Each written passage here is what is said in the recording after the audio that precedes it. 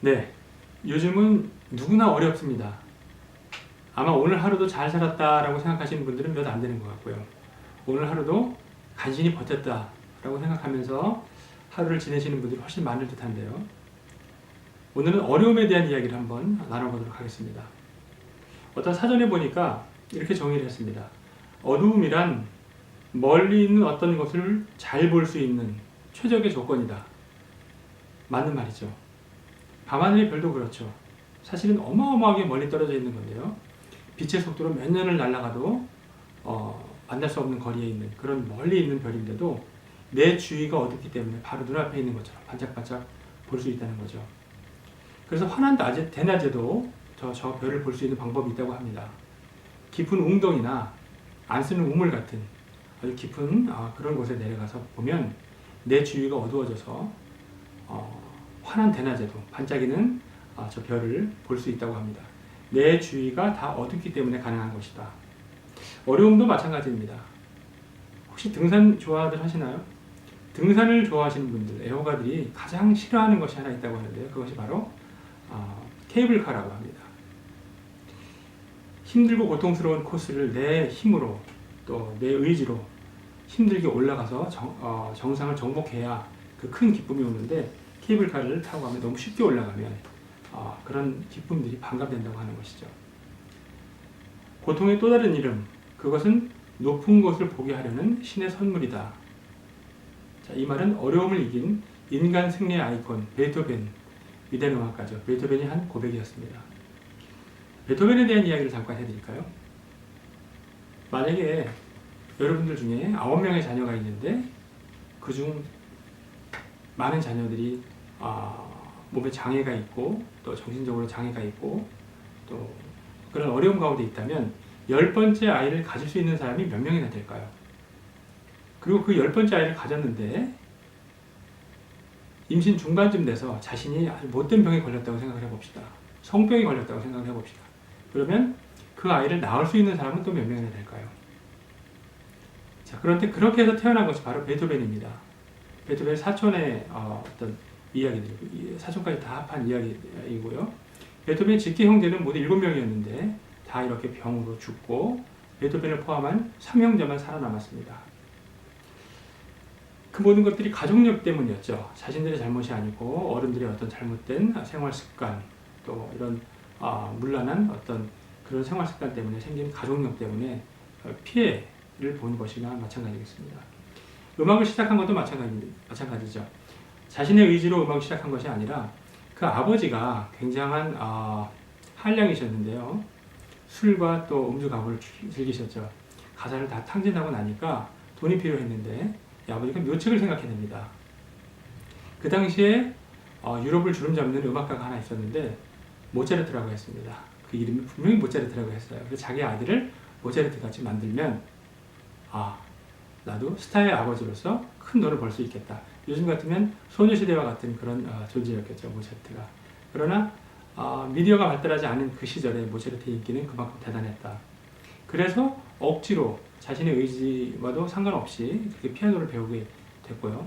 그 과정은 너무나 가혹했습니다. 감당할 수 없을 만큼의 연습 분량을 아버지가 또 주셨고 또 그것을 잘 이행하지 못했을 때는 밥을 주지 않고 때리고 양말도 신기지 않고 그 추운 겨울에 지하실에 창고에 가두는 이런 일도 서슴지 않았습니다. 자, 이렇게 해서 피아노를 배운 베토벤은 12살 무렵부터 아버지가 이제 책임지지 않는 그 가족들의 생계를 위해서 또 어른들이 가시는 술집에 가서 피아노를 쳐야 했고요. 이렇게 어려운 유년 시절을 보내고 또 이 땅에 57년을 사는 동안에 또 아까 말씀드린 그 가족력으로 인한 질병으로 인해서 30년 동안을 또 귀가 먼 채 세상을 살아가야 했던 불쌍한 음악가였습니다. 귀가 멀기 시작할 무렵 30세 무렵부터 일본 교향곡을 쓰기 시작해서 죽기 얼마 전에 또 우리가 잘 아는 나인 심포니 합창교향곡을 완성하게 되죠. 자, 이 합창교향곡에 얽힌 또 재밌는 일화가 있는데요. 1978년에 CD 문화라는 것이 소개가 됩니다. 필립스를 통해서 CD가 이제 음악이 담겨서 우리에게 이제 보급이 됐는데요. 그 당시에는 CD 이 만드는 그 기계 공장이 필립스와 또 소니 이 두 큰 디지털 회사로 이제 양분되어 있었습니다. 그런데 CD의 규격이 달라서 어떤 음악을 들으려면 이쪽 기계, 어떤 음악을 들으려면 이쪽 기계를 번갈아서 또는 모두 사야 하는 불편이 있었습니다. 그래서 이 업체끼리 아주 전쟁이 붙었었죠. 디지털 대전이 붙었는데요. 거기서 필립스가 이기게 됩니다. 그리고 이제 CD 시장이 하나로 통일되는데 그때 이제 필립스의 회장이 그때 그 당시 가장 유명했던 음악가 지휘자 캐라얀 선생님을 찾아와서 자, CD 한 장의 녹음 분량을 얼만큼 하면 좋겠습니까? 하고 자문을 받게 됩니다. 그때 이 거장 캐라얀은 이렇게 얘기하죠. 생각하고 말고 할 것도 없습니다. 기준은 무조건 베토벤의 합창교향 곡입니다. 그 곡의 평균 연주 시간이 74분이니까 그것을 기준으로 하시오. 이렇게 얘기하게 되죠. 그래서 새로운 CD 크기의 지름은 12cm, 또 700MB, 80분으로 결정이 되었고요. 아직까지도 그렇게 사용되어지고 있습니다. CD 문화, 또 디지털 문화, 그것들이 인류에 미친 영향을 생각해보면 베토벤의 합창교향곡이 얼마나 위대한지 다시금 또 느낄 수 있습니다.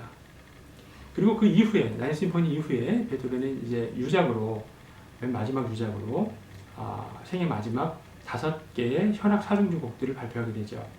그런데 안타깝게도 이 곡들은 그 당시에 그 평론가들, 대중들에게 큰 인기를 받지 못합니다. 시대를 너무 앞서 갔던 거죠. 그래서 배척을 당했는데 지금은 사실은 음악을 너무나 많은 음악이 있지만 진정한 음악 애호가라면 베토벤, 또 베토벤을 통틀어서 인류 역사상 가장 위대한 음악이라고 하면 베토벤의 이 난해하고도 어려운 마지막 현악 사중주, 이것이야말로 인류 문화유산이다, 이렇게 얘기합니다. 이 얘기를 드리는 이유는 이 곡이 우주선을 탔다는 이야기가 있는데요. 이 이야기를 들려드리도록 하겠습니다. 미국의 항공우주국 나사에서 1977년에 보이저호라고 하는 우주선을 또 쏘아 올리게 됩니다. 이 보이저호는 태양계를 넘어서 혹시나 어떤 별에 어떤 생명체가 산다면 그 생명체와 만날 수 있는 우주선을 탐사할 수 있는 우주선을 보내고자 해서 띄운 건데요. 여기에는 지금 이 보이저호가 태양계를 완전히 넘어서 더 넓은 우주 공간으로 지금 비행하고 있죠. 그런데 여기에는 이제 지구를 상징하는 여러 가지 물건들, 또 타임캡슐 같이 미국의 어떤 것들, 또 지구를 대표할 수 있는 어떤 많은 물건들이 들어가는데 거기 지구를 대표할 수 있는 음악을 하나 넣자, 이렇게 돼서 어떤 곡을 넣는 게 좋을 것인가 라고 사람들이 생각을 하다가 둥근 LP판, 동판으로 만든 LP판에 황금으로 코팅된 그 LP판에다가 음악을 넣게 되는데 이 바로 베토벤의 마지막 현악 사중주 13번이 이제 채택이 되었습니다. 그래서 그것이 이제 우주를 향해서 이제 보이저호를 타게 됐는데 그것도 물론 중요하지만 그것에 올라간 이 음악의 이름이 너무나 중요합니다. 이미 보이저호에 탄 이 베토벤의 음악은 더 이상 베토벤의 현악 사중주라는 이름이 아니고 지구의 소리라는 새로운 이름표를 달고 올라가게 됐던 거죠. 자, 한 장애인 작곡가가 쓴 작품이 200년 후에 지구의 소리라는 이름표를 달고 우주를 날아갔다. 이보다 더 감동적인 이야기가 글쎄요, 또 있을까요? 그리고 베토벤은 이렇게 이야기합니다. 고통의 또 다른 이름, 그것은 높은 곳을 보게 하려는 신의 선물이다. 자, 이제 어려움이라는 말에 정의를 좀 새롭게 우리가 가다듬어야 될 시간이 되었다, 이렇게 생각을 합니다.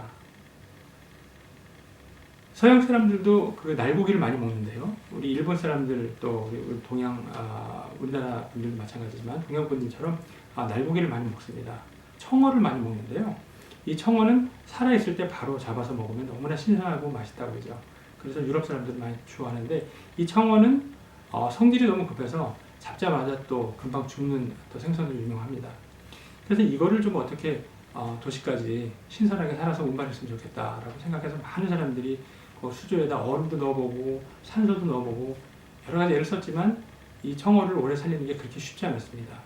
그런데 어떤 선원이, 영국의 한 선원이 또 묘책을 찾아내게 되죠. 그 청어가 들어있는 수조에 팔뚝만한 상어 새끼 2마리를 넣어놨더니 상어 새끼가 계속 청어를 쫓아다니는 동안에 계속 도망 다니고 그런 동안에 죽는 청어가 하나도 없더라. 잡아먹히는 청어는 있을지언정 죽는 청어가 하나도 없더라. 그래서 그 이후에는 도시에 있는 사람들도 신선한 청어를 먹을 수 있게 되었다. 자, 어려움이란 왜 있을까요? 혹시 하나님께서 우리들을 살리기 위해서 이런 어려움을 주시는 건 아닌가? 다시 한번 생각해 볼 일입니다.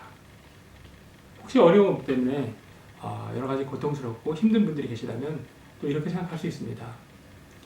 하루 중 가장 추운 때는 동트기 바로 전이라고 하죠. 우리들의 어려움이 깊어질수록 곧 동튼다 라고 생각하시면 이 어려움을 이길 수 있을 것 같습니다. 세상의 많은 명사수들은 더 잘 보기 위해서 한쪽 눈을 감습니다. 어려움이란 더 높은 것을 보게 하기 위한 신의 선물이다. 여러분 모두를 응원합니다.